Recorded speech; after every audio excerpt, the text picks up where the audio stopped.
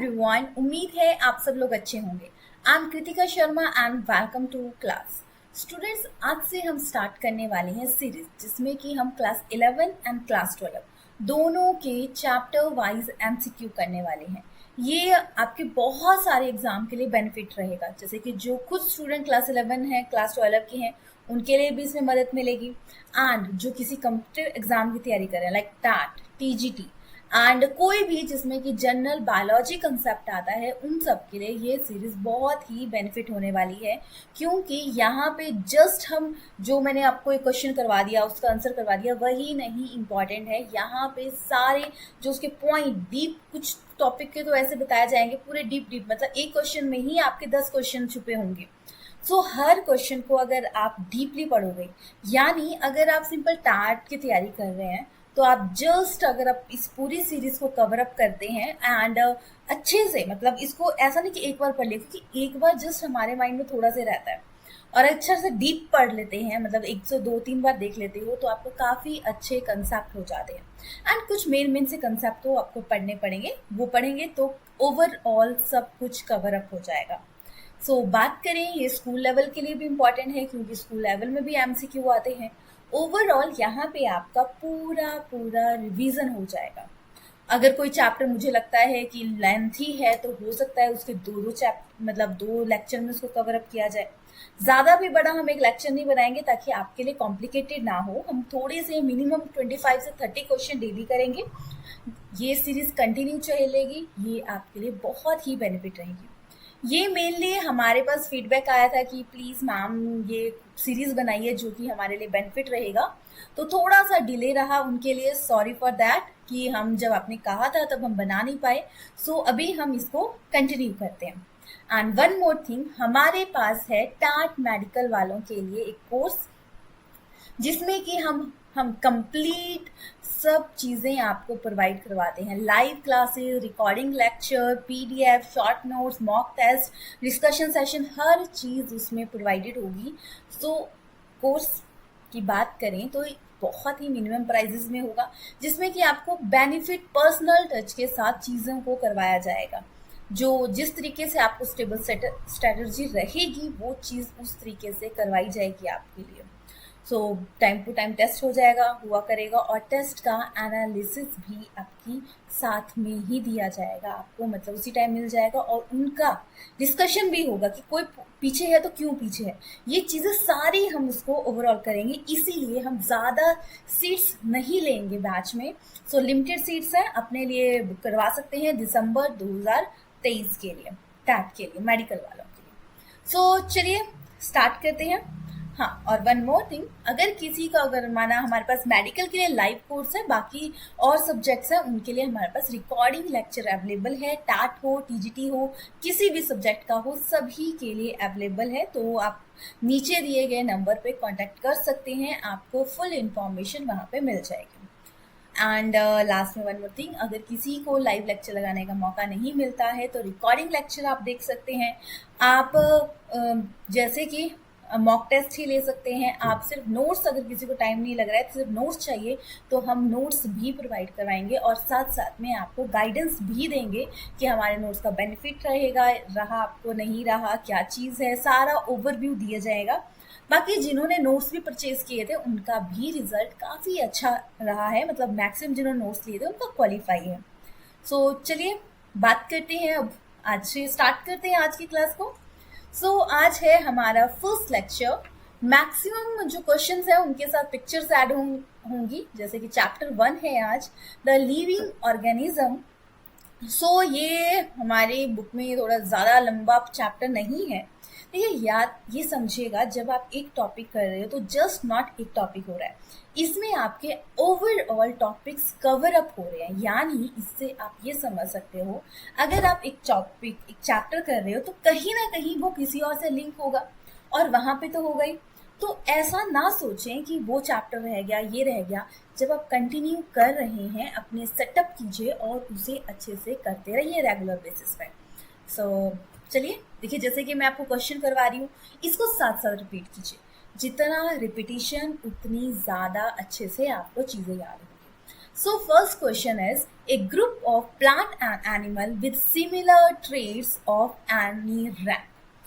इसमें बोला गया है जब रैंक होता है ना कि तू फर्स्ट है, फर्स्ट का रैंक यानी तेरे से नंबर ज्यादा है तो तेरा फर्स्ट रैंक है, तेरे इससे ज्यादा नंबर है तो ये सेकंड रैंक है, मतलब रैंक बांटे गए हैं उनके क्वालिटी के बेसिस पे, राइट।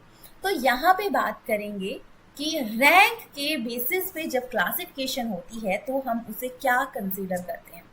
तो रैंक के बेसिस पे जब क्लासिफिकेशन होती है तो हम उसे नाम देते हैं, क्या नाम देंगे उसे, हम टैक्सॉन का नाम देंगे। ये क्वेश्चन बहुत ज़्यादा रिपीटेड है क्योंकि क्लासिफिकेशन का स्मॉलेस्ट यूनिट की बात करें तो स्पीसीज आता है, पर जब रैंक के बेसिस पे क्लासिफिकेशन की बात करें तो आंसर हमारा बन जाता है टैक्सॉन। स्पीसीज स्मॉलेस्ट यूनिट होता है जहाँ पे क्लासिफिकेशन की जाती है, जो कि रिप्रोडक्शन करते हैं, बाकी रिप्रोडक्शन नहीं करते। स्पीसीज की जब हम ब्रांच में आ जाते हैं क्लासिफिकेशन में तो स्पीसीज रिप्रोडक्शन करती हैं और स्पीसीज में फंडामेंटल सिमिलरिटीज होती हैं पर मॉर्फोलॉजिकल डिफरेंसेस होती हैं। अब जीनस, इसमें मोर कॉमन करैक्टर होते हैं, ऑर्डर ये नंबर ऑफ सिमिलर करैक्टर्स होते हैं इसमें, तो एग्रीगेशन कंसेप्ट में ये आ जाता है। अब हम इसको सीक्वेंस वाइज देख लेते हैं। मैक्सिमम क्वेश्चन हमने सीक्वेंस वाइज यानी मैंने इस तरीके से क्वेश्चन डिजाइन किए हैं कि आपको सारे मतलब कंसेप्ट अच्छे से हो जाए। एंड अगर किसी को पीडीएफ चाहिए इसकी वो भी प्रोवाइड हो जाएगी फ्री ऑफ कॉस्ट, तो भी आप हमसे कांटेक्ट कर सकते हैं। जैसे कि क्लासेस की जो पीडीएफ्स है, जैसे कि ये क्वेश्चंस की हैं, ये आपको फ्री ऑफ कॉस्ट मिल जाएंगी। बाकी जो भी रहेगा, मतलब बाकी तो आपको नोट्स चाहिए वो तो कॉस्ट वाइज ही रहेंगे, क्योंकि नोट्स इस तरीके से है कि हर चैप्टर के एंड में प्रीवियस ईयर क्या क्वेश्चन आए हैं वो लिखे, जैसे 2012 में क्या है, 2013 में क्या है, सारे क्वेश्चन वहां पे दिए गए हैं ताकि आपको एनालिसिस करना आसान रहे। नेक्स्ट आता है what is correct order of A sequence. जब हम क्लासिफिकेशन करते हैं तो उसमें सीक्वेंस क्या रहता है, हम क्लासिफिकेशन कहाँ से स्टार्ट करते हैं ये चीज आ जाती है। सो डोमेन, सबसे पहले kingdom, phylum, class, order, family, genus and species. Species सबसे छोटा होता है जो कि रिप्रोडक्शन में पार्टिसिपेट करता है। ये चीज आप अपने माइंड में हर जगह काट बांध के रख लो। अब आपको इसका सीक्वेंस याद करना ही पड़ेगा, क्योंकि हो सकता है कहीं पे फाइलम ना दिया हो सकता है कहीं पे फैमिली ना दिया हो, और 3-4 सीक्वेंस में दिए हो, तो कोई भी पूछा जा सकता है, कोई स्पेसिफिक नहीं है कि ये साथ के साथ हमेशा ही दिए हो। तो वो चीज माइंड में याद रखिएगा। तो कौन सा राइट आंसर है पहचानिएगा। तो kingdom, phylum, class, order, family, genus आता है, तो देखते हैं कौन सा है। किंगडम, फाइलम, फाइलम के आगे बीच के का सीक्वेंस नहीं है, और फिर जीनस एंड स्पीसीज, यानी सबसे पहले मतलब सबसे आंसर हमारा आ जाता है डी ऑप्शन। नेक्स्ट की तरफ बढ़ जाते हैं, बढ़े या ना बढ़े, बढ़ जाते हैं। अभी 2 ही क्वेश्चन किए। देखो बायनोमियल नॉमेनक्लेचर ये क्या चीज है। देखिए बायनोमियल नॉमेनक्लेचर मतलब, अब देखो ना, नामकरण तो किया जाता है। लाइक मेरा नाम है कृतिका शर्मा, तो कृतिका मेरा स्पेसिफिक नेम है, शर्मा मुझे फैमिली से मिला है जो कि पिछले मतलब चलते आ रहा है पीढ़ी दर पीढ़ी, ये चेंज नहीं होगा, बट ये हर पर्सन का एक इंडिविजुअल आइडेंटिटी है। तो वैसे ही अब आपको पता है हर 5 किलोमीटर बाद लैंग्वेज चेंज होती है। अब लैंग्वेज हर 5 किलोमीटर बाद चेंज होने लगी तो सारी स्पीसीज हर चीज का नेम डिफरेंट होगा 5 किलोमीटर बाद। माना 5 किलोमीटर बाद बोल रहा है मैंने ये बनाया, दूसरा बोला मैंने ये बनाया, और देखे डिश तो सेम ही था। तो अब डिश तो चलो छोटी सी चीज थी, पर जब हम किसी स्पीसीज, चिड़िया के बारे में डिस्कस कर रहे हैं, ह्यूमन के बारे में डिस्कस कर रहे हैं, तो उस केस में हम ये चीजें नेग्लेक्ट नहीं कर सकते। तो इसीलिए बायोलॉजी को इजी बनाने के लिए नामकरण किया गया ऑर्गेनिज्म का, जिसका कि फेमस जिन्होंने बोला binomial nomenclature. First word genus होगा, दूसरा वर्ड स्पीसीज होगा, लैटिन में इसे लिखा जाएगा, और लैटिन लैंग्वेज से लिया गया है, इटैलिक्स में लिखा जाता है। एंड अगर हम इसको हैंड रिटन करते हैं तो हम अंडरलाइन जरूर करेंगे, ये चीज़ कुछ पॉइंट हैं, ये याद रखते हैं। अब हम इसके पूरे क्वेश्चन को कैसे छोड़ दें, सारे पॉइंट करते हैं। फर्स्ट ऑप्शन तो करेक्ट है। देखो यही चीज़ आप अपनाइएगा, कम टाइम में सही से काम। हैकल कौन थे? इन्होंने फाइलम टर्म दी थी। विटकर ने बात करें, इन्होंने 5 किंगडम सिस्टम दिया था, जिसके बारे में हम आगे आने वाले चैप्टर में डिस्कस करेंगे, राइट। एंड जूलियन हक्सले की बात करें, इन्होंने न्यू सिस्टेमैटिक्स के बारे में बताया था।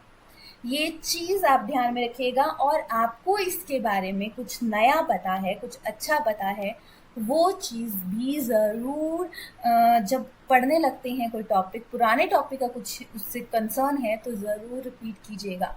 जितनी रिपीटिशन उतना ज़्यादा best. First national park in India. अब सबसे पहले बात, question, what is national park? ऐसे नहीं याद करनी है कोई भी चीज़। फर्स्ट नेशनल पार्क कौन था, आपको याद करना है। फर्स्ट नेशनल पार्क सबसे पहले क्या होता है? नेशनल, वाइल्ड, ठीक है, वाइल्ड ऑर्गेनिज्म को प्रोटेक्ट करना। अब आप बोलोगे वाइल्ड तो हमारे लिए हार्मफुल है, तो क्यों प्रोटेक्ट किया? देखो हमारे एक इकोसिस्टम है, एक को खाएगा, एक दूसरे को खाएगा, ये सिस्टम वाइज चलेगा। ये नहीं होगा तो कोई भी चीज़ नहीं होगी।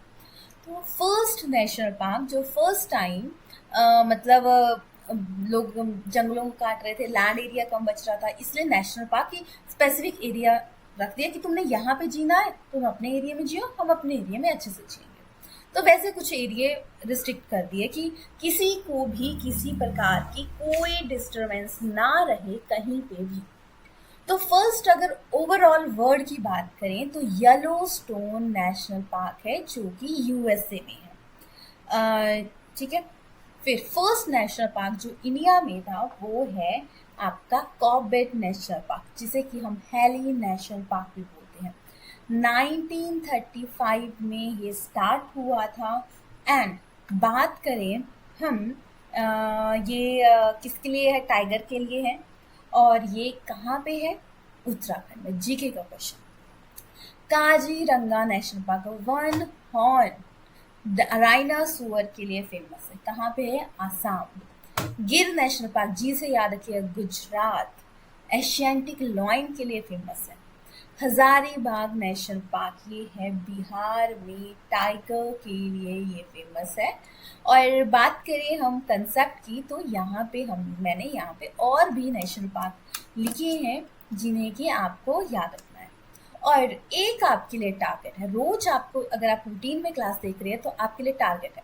अब देखो, आज मैं वीडियो बना रही हूँ, आज मैंने अपलोड की, ज़रूरी थोड़ी ना आपने आज ही देख ली होगी, तो हो सकता है कुछ बाद में भी देखें। तो रिप्लाई ज़रूर कीजिएगा।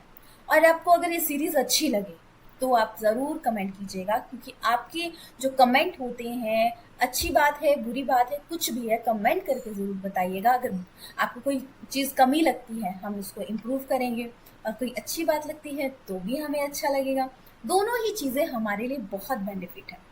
सो ज़रूर अपना एनरोलमेंट दीजिएगा, ताकि उससे एक्टिवनेस का भी पता लगता है कि हम कितने एक्टिव है अपने वर्क में।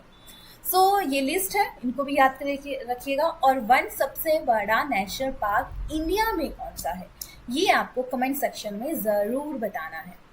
और उम्मीद करती हूँ अगर आपको ये सीरीज बेनिफिट लगी होगी तो आप ज़रूर करेंगे। कुछ सेंचुरीज हैं, ये भी इंपॉर्टेंट है, जिनका पूछा जाता है, अभी हम क्वेश्चंस करेंगे तब आपको समझ आ जाएगा। अब देखिए बात करेंगे area that reserve for conservation of only animal, जिसमें कि ह्यूमन भी एक्टिव है। देखो नेशनल पार्क अभी किया हमने, यहाँ पे ह्यूमन नहीं आ सकते, ये चीज़ है। सेंचुरीज जो एरिया है वहाँ पे ह्यूमन आके एक्टिविटी कर सकते हैं, बट एक जोन बना होता है। जैसे कि इस एरिया में बिल्कुल भी नहीं, इस हिस्से में कर सकते हैं, हर जगह का अपना अपना जोन होता है। So zoological national park, zoological park क्या होते हैं? ये मैन मेड प्लेस है। हर्बेरियम, हरा भरा, लिंक बना के पढ़िए। सो प्लांट प्रिजर्व किए थे, और प्लांट प्रिजर्वेशन के लिए सबसे ज़्यादा famous baker, Bentham and Hooker, दो साइंटिस्ट थे, उनको मेन माना जाता है कि इन्होंने इस चीज़ के बारे में बात की है। अब चिल्का लेक बर्ड सेंचुरी है ना, जहाँ पे प्रोटेक्ट किया जाता है, तो उड़ीसा में है। ये तो क्वेश्चन बहुत बार पूछा जाता है कि चिल्का लेक बर्ड सेंचुरी कहाँ पे है। सो ध्यान में रखना है आपको, चिल्का लेक बर्ड सेंचुरी कहाँ पे है? उड़ीसा में। उड़ीसा के कैपिटल भी सोचिएगा क्या है। नेक्स्ट, बायोलॉजिकल कंसेप्ट ऑफ, किसके बारे में बात करें? स्पीसीज का किसने दिया है? तो बायोलॉजिकल कंसेप्ट स्पीसीज के बारे में किसने दिया है? अर्नेस्ट मेयर ने दिया है। और इन्हें डार्विन का नाम सुना है? इवोल्यूशन के कंसेप्ट में नेचुरल सिलेक्शन वाला कंसेप्ट है, दिया था, उनसे ये प्रेरित थे। फिर आता है हमारे जूलियन हक्सले। जूलियन हक्सले ने न्यू सिस्टमैटिक्स के बारे में बोला है। लेमार्क नए साइंटिस्ट आए, इन्होंने क्या बोला था? लेमार्क ने डायनेमिक कंसेप्ट दिया है स्पीसीज का। स्पीसीज में थोड़ी टाइम टू टाइम मॉडिफिकेशन होती रहती है, यानी इवोल्यूशन होती रहती है, और कुछ टाइम बाद न्यू ही चीज क्रिएट हो जाती है। ये चीज इन्होंने बोली थी। नेक्स्ट है थ्रियोफिलिस्ट। ये तो सबसे मेन है। प्लांट जो बोला जाता है ना, पुराने टाइम के बायोलॉजिस्ट वो हैं ये, जिन्होंने टैक्सोनॉमी के बारे में, father of A ancient taxonomy जाना जाता है, मतलब इन्होंने चीज लाई थी। फादर ऑफ ए बॉटनी ये हैं। 480 प्लांट्स इन्होंने लिए थे, और उसके बारे में इनकी बुक है हिस्टोरिया प्लांटेरम। रिपीट करना है, देखो चीज़ों को आप साथ साथ बोलोगे ना, चाहे वीडियो, अगर आप किसी क्वेश्चन आता है, pause the video and give the answer. अगर आप आंसर कर पाए, फिर देखिएगा कितने क्वेश्चन करते हैं, ये एक्टिवनेस शो करते हैं। अगर आपको थोड़ा लगता है कि स्लो है वीडियो, तो थोड़ी सी फास्ट करके देख लीजिए। वैसे तो मेरी साउंड ही बहुत ज़्यादा है, बट स्टिल अगर आप एक बार पढ़ लिया है, सेकेंड टाइम देख रहे हो, तो आप ऐसा कर सकते हैं। Next is symbiotic association of algae and fungi. Symbiotic का मतलब क्या है? साथ साथ रह रहे हैं। कौन रह रहा है? Algae and fungi. एल्गी हमने प्लांट में पढ़ा है, तो ये देती है फूड, और फंजाई क्या रहती है? शेल्टर। देखो, प्लांट हो, एनिमल हो, चाहे कोई भी हो, क्या है? मिलजुल के रहते हैं। और मिलजुल के मतलब गिविंग एंड टेकिंग चली होती है। कोई भी काम ना फ्री में नहीं करता है, राइट? फ्री की काम की वैल्यू भी नहीं होती है ना, मेन तो ये भी है। सोचते हैं कि कम पैसे हैं, ऐसा ही होगा ये चीज़, मतलब ये चीज़ें चली रहती हैं। सो ये जब दोनों साथ में रहते हैं, तो इसे हम नाम देते हैं लाइकन, जो कि एक सिम्बायोटिक एसोसिएशन है, जो कि जहाँ पे पॉल्यूशन होता है ना, वो यहाँ पे ग्रो नहीं करते। फिर मैंने सोचा सीरियसली ऐसा होता है? तो जब मैं अपने आसपास की जगहों को देखा, मतलब यहाँ तो कहीं भी नहीं है, बहुत कम जगह दूर जैसे जंगल में। एक ना ट्रैक पे गई थी, तो वहाँ पे मैंने बहुत सारे पेड़ों में ये देखा। ट्रैक पे ये था कि वहाँ पे गाड़ियाँ जाती नहीं थी, पैदल ही जाना था, और पैदल जाना था, तो देखा मैक्सिमम पेड़ों में ये चीज़ थी। तो यानी वो प्रूफ मिला मुझे कि सीरियसली ऐसा होता है। मतलब ये नॉर्मल हमारे जो एरिया है इनमें नहीं दिखेगा, कुछ कुछ बहुत रेयर दिखेगा, बट जहाँ पे आप ट्रैकिंग पे देखो, वहाँ पे पेड़ हरे भरे जैसे दिखते हैं सारे के सारे, तो देख लेना इसको। और माइकोराइजा रहता है जब हायर प्लांट में रहती है फंजाई, सो वो ग्रोथ के लिए। Mycoplasma joker of the plant kingdom बोला जाता है, ये ग्लेनोइड। इन दोनों के बारे में तो हम नेक्स्ट चैप्टर में डिस्कस करने ही वाले हैं। अब बैक्टीरिया से होने वाले बीमारी। सो बैक्टीरिया से कौन कौन सी बीमारी? देखो ये सबसे इंपॉर्टेंट कंसेप्ट, जीके हो, किस केमिस्ट्री हो, बायो हो, सब में आ जाता है। सो हेपेटाइटिस वायरस, तो ये तो ऑप्शन यहाँ से गलत हो गया। मलेरिया किससे होता है? ये protozoan. Smallpox virus, it's also virus. Cholera bacteria, polio virus. आपने एक चीज पहचाननी है, पता लग गया ये वायरस है, तो कि कट अप हो गया वायरस। बाद में हम जब हमारा चैप्टर चलेगा ह्यूमन हेल्थ एंड डिजीजेस वाला, उसमें जब हम क्वेश्चन करेंगे, तो मैं आपको थोड़ी सी ट्रिक भी बता दूंगी कि मेन से आपको कैसे याद रखना है। पोलियो वायरस, तो ये तो कट हो गया। तो यहाँ पे सारे होते हैं ऑप्शन ए, बैक्टीरिया से होने वाली डिजीजेस। नेक्स्ट आता है genetic material of A retrovirus. Retrovirus किसको बोलते हैं? रिट्रोवायरस हम बोलते हैं एड्स वायरस को, राइट? सो एड्स में मतलब एड्स वायरस के थ्रू होता है, HIV वायरस होता है, तो उसे हम रिट्रो वायरस बोलते हैं। तो उसमें जो मेनली पाया जाता है वो, अगर हमारे पास जेनेटिक मटेरियल पूछा होता तो DNA और RNA आता, बट अगर हमारे पास रिट्रो वायरस स्पेसिफिकली पूछा है तो इसमें राइट आंसर RNA आ जाता है। सो चलिए फिर नेक्स्ट की बात करते हैं। नेक्स्ट आता है हमारे पास की स्टोन ऑफ स्पीसीज आर, कि स्पीसीज की ज़रूरत क्यों है, क्यों हमारे कंसेप्ट में इसके बारे में डिस्कस किया जाता है। तो की स्टोन है ये हमारे इकोसिस्टम। इकोसिस्टम क्या है? इकोसिस्टम होता है लिविंग और नॉन लिविंग, जो दोनों एक साथ रह के हमारे पूरे सिस्टम को चला रही है, उसे हम नाम देते हैं इकोसिस्टम। तो की स्टोन है मतलब मेन स्पीसीज ही है, मतलब जो रिप्रोडक्शन पार्टिसिपेट करती हैं, आगे जनरेशन बना रही, आगे कंसेप्ट कर रही हैं, वो सारी चीज़ें आ गई। अब एंडेंजर स्पीसीज क्या है? एंडेंजर स्पीसीज आ जाता है कि डेंजर क्या होता है कि मुसीबत में, तो ऐसी स्पीसीज जो खत्म होने वाली है उन्हें एंडेंजर्स, एक्सटिंक्ट, बस खत्म हो चुकी हैं, काम ही खत्म है। ऐसा ना हो इसी के लिए तो national park, biosphere reserve, sanctuary, zoological park, ये सब कुछ चीजें बनाई गई हैं। Next is carrier of malaria causing protozoa. Malaria किसके थ्रू होता है? मलेरिया आपको पता है मॉस्किटो के थ्रू होता है, मच्छर के थ्रू होता है। मच्छर मॉस्किटो ही आ गया। तो हर किसी मच्छर से नहीं होता, बड़ा सा मच्छर होता है और बोलते हैं टांगों मतलब घुटनों से नीचे नीचे काटता है। तो फीमेल एनाफिल मॉस्किटो, देखो मच्छर के अंदर भी कुछ है प्रोटोजोआ, उससे ये होता है। क्या होता है उससे? तो मच्छर के अंदर भी रहता है प्लाज्मोडियम। प्लाज्मोडियम विवेक्स जो मेन है वो कॉमन है। देखो छोटू सा मच्छर जो इतनों सा इतनी भर होता है, उसके अंदर भी एक और चीज है, उससे मलेरिया होता है।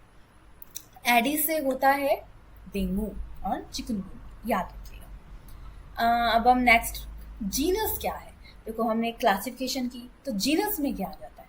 जीनस में आता है group of closely related species, related species of plant and animal, यानी हमारा यहाँ पे ऑप्शन सी करेक्ट हो जाता है। Next is which is a top most taxa in botany. Botany में टॉप मोस्ट टैक्सा कौन सा आता है? तो डिवीजन जो आता है टॉप मोस्ट टैक्सा आता है, क्योंकि किंगडम तो मेनली हम एनिमल्स के लिए यूज करते हैं, मतलब क्लासिफिकेशन में करते हैं। तो टॉप मोस्ट टैक्सा बॉटनी में स्पेसिफिकली पूछा जाएगा तो इसमें राइट आंसर डिवीजन आ जाता है। देख सकते किंगडम एनिमल की बात की गई है। फिर फाइलम, फाइलम में अगर बात करें प्लांट्स के बारे में तो उसमें फाइलम नहीं आता, उसमें डिवीजन आती है। फिर क्लास, तब तो बॉटनी स्पेसिफिकली बोला गया है। इन पॉइंट्स को ध्यान से रखिएगा, कई बार हम गलत कर देते हैं। क्लास अगर ह्यूमन की बात करें तो मैमेलिया, ऑर्डर का primate, family hominidae, genus homo and species homo sapien. So ये याद रखिए। Which of the following can also made in your home? क्या बना सकते हैं घर में? अब देखो बोटानिकल गार्डन मतलब प्लांट से रिलेटेड है, जूलॉजिकल पार्क जानवरों को तो नहीं रखेंगे, कीज मतलब लिंक को बनाती है, एंड हर्बेरियम मतलब हरा भरा गार्डन प्लांट्स को, इनको तो हम उगा ही सकते हैं। तो इसमें राइट आंसर हमारा हर्बेरियम आता है। Scientific name of plant given by, देखो प्लांट हो या एनिमल हो, मैंने आपको पहले ही बताया था नामकरण करना बहुत ज़्यादा ज़रूरी था। तो अब नामकरण करने के लिए एक सीक्वेंस बनाया, एक ऑर्गेनाइजेशन बनाई, तो जो थी ICBN, international code of botanical nomenclature, plants के लिए बनाई गई। ICZN, international code for zoological nomenclature, ये किसके लिए बनाई गई? एनिमल्स के लिए बनाई गई, ताकि ये ऑर्गेनाइजेशन चेक करेंगे कि नामकरण करना है, ताकि ऑल ओवर द वर्ल्ड एक ही चीज चल पड़े। सो ऑप्शन ए, जैसे केमिस्ट्री में हम आयोपिक नेम सिस्टम पढ़ते हैं ना, वैसे यहाँ पे। मस्का डोमेस्टिका, तो मस्का डोमेस्टिका की बात करें तो ये क्या है? हाउस फ्लाई का नाम, और हाउस फ्लाई से भी बीमारी होती है। मॉस्किटो, इसको हम क्यूलिसीडिया, ठीक है। स्नेल की बात करें, ये आता है गैस्ट्रोपोडा। आंट की बात करें, इसका नाम है फॉर्मिसिया या फॉर्मिडेसिया, ठीक है। और इसमें होता है फॉर्मिक एसिड, उसी से इसका नाम दिया गया है। फॉर्मिक एसिड इसमें होता है, और अगर ये काट ले तो क्या होता है, थोड़ा सा, अब हम तो नॉर्मली यूज़ नहीं करते हैं, बट एसिड इसमें होता है। अगर हम बेस यूज़ करें तो ठीक हो जाएंगे, सीधी सी बात है, ठीक है। मतलब बेस क्या यूज़ कर सकते हैं, बेकिंग सोडा यूज़ कर सकते हैं, कॉस्टिक सोडा यूज़ करते हैं, ठीक है, राइट। सो ये कंसेप्ट, अब देखो, अब मैंने आपको बताया, बेकिंग सोडा, कॉस्टिक सोडा लिख लो और देखना कि इसके मतलब क्या होता है। नेक्स्ट है reason of diversity in living being. क्यों की जाएगी डाइवर्सिटी, मतलब रीजन, जो वैरायटी आती है लिविंग थिंग्स में, डाइवर्सिटी का मतलब होता है वैरायटी, वो किस वजह से आ जाती है। सो डाइवर्सिटी के लिए इम्पॉर्टेंट है, मतलब डाइवर्सिटी आती है लॉन्ग टर्म इवोल्यूशन चेंज की वजह से। म्यूटेशन क्या है, म्यूटेशन का मतलब होता है सडन चेंज, एकदम से कुछ भी चेंज हुआ है, वो आता है म्यूटेशन। ग्रेजुअली नॉर्मल, लॉन्ग, बहुत, देखो एक भी, जैसे ना पढ़ना स्टार्ट करते हैं, जैसे कि आप फर्स्ट वीडियो देख लो आज, तो स्टार्ट क्या पढ़ना, अभी आप सोचो कि मैंने, मन आप काफ़ी टाइम बाद देख रहे हो वीडियो, मैंने काफ़ी वीडियो अपलोड कर दी है और आप आज देखना स्टार्ट कर रहे हो, तो आप बोलोगे यार कंटेंट नहीं हो रही है, कंप्लीट नहीं हो रही वीडियो, ये नहीं हो रहा। कभी भी ना शुरुआती रिजल्ट छोटा होता है, स्टार्टिंग में हमें लगता ही नहीं कि हमने कुछ पढ़ा किया, धीरे धीरे लगता है कि पढ़ा है, कर रहे हैं हम कुछ, बाद में वो दिखता है। और हम क्या करते हैं, 10-15 दिन छोड़ के करके छोड़ देते हैं कि कुछ तो हो नहीं रहा, पर सडन आप देखोगे ना, 10-15 दिन तक लगेगा कुछ याद ही नहीं होगा, कुछ पल्ले नहीं बन रहा है। 15-20 दिनों बाद जब आपसे कुछ पूछा जाएगा, कुछ कंसेप्ट पूछे जाएंगे, तो आपको याद होगा। सो स्टडी पेशेंस का काम होता है, पेशेंस रखना पड़ता है। तो बाकी अगर आपको हेल्प चाहिए तो नीचे दिए गए नंबर पर कांटेक्ट ज़रूर कीजिएगा, आपको ज़रूर अच्छी हेल्प प्रोवाइड होगी। लॉन्ग टर्म इवोल्यूशन, राइट, इसका answer. So now next is book Systema Naturae was written by, किसने लिखी है। तो अगर हम बात करें बुक के बारे में, तो इसमें कार्लस लिनियस ने, वॉन लिनियस ने इसके बारे में टू किंगडम सिस्टम इन्होंने दिया था। स्पीसीज अभी हमने किया था, प्लेनरम, मतलब इनके बारे में बोला है।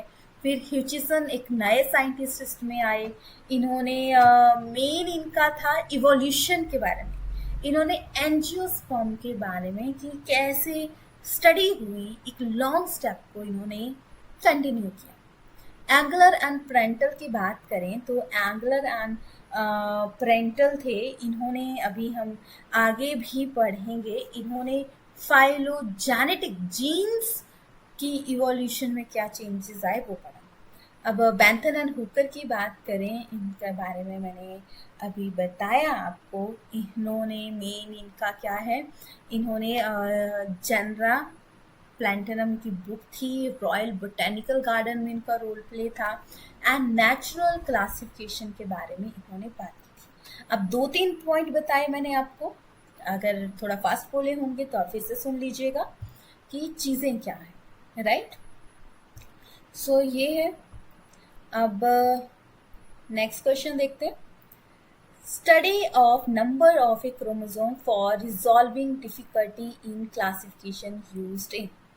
अब क्रोमोसोम के बेसिस पे जब हम क्लासिफिकेशन की जाए तो किस में आए, कीमो, कीमो से क्या समझ आया, केमिकल, केमिकल के बेसिस पे जब क्लासिफिकेशन की जाए, जब केमिकल में बायो को जोड़ दिया, उस बेसिस पे क्लासिफिकेशन की, लाइक डीएनए, आरएनए, ये सब कुछ। साइटोटैक्सोनॉमी आती है क्रोमोसोम, ठीक है। मॉर्फोलॉजी सुना है ना, मॉर्फोलॉजी एक होती है एनाटॉमी, अंदर की चीज, मॉर्फोलॉजी मोटी मोटी बाहर की चीज। तो मॉर्फोलॉजी मतलब आउटर लुक को जब चेक किया जाता है, तो हम उसके बेसिस पे जब क्लासिफिकेशन करते हैं तो आता है मॉर्फोटैक्सोनॉमी। पॉइंट को आप ढंग से याद रखिएगा, जो इसमें ऑप्शंस होते हैं उन्हें भी ध्यान से रखने की जरूरत है, क्योंकि वो मतलब पूछे जाते हैं।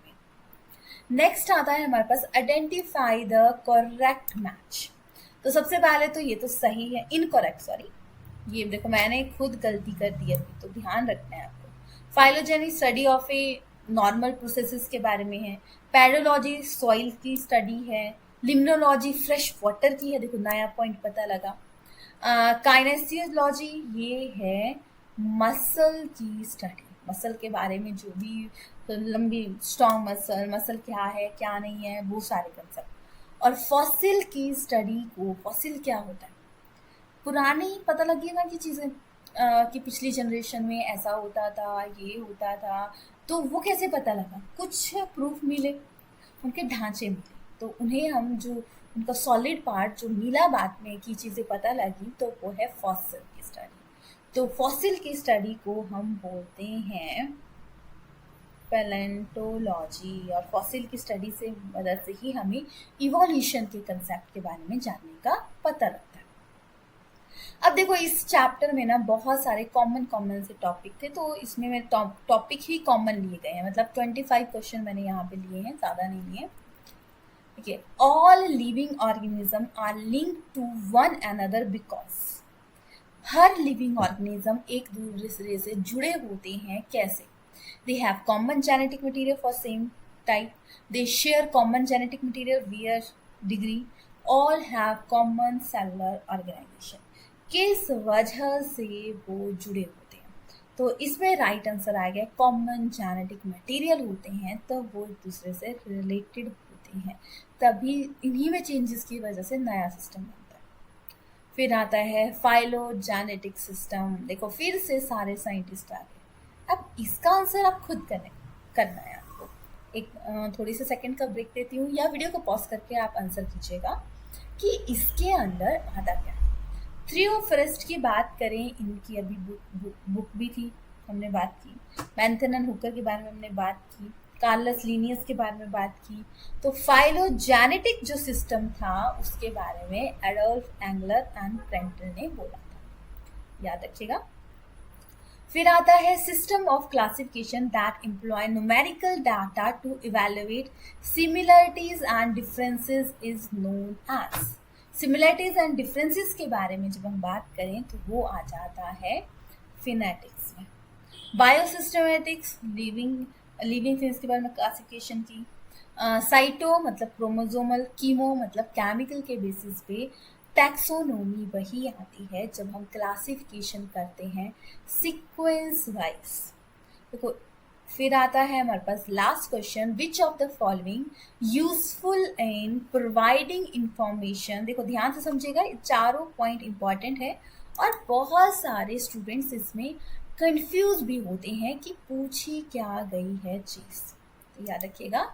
विच of the following useful in providing information for identification of name of species occurring in an area. इस एरिया में क्या चीज बताई गई है वो चीज इसमें आती है, तो इसका राइट आंसर आ जाता है मैनुअल। याद रखिएगा क्या है, एरिया के वाइज।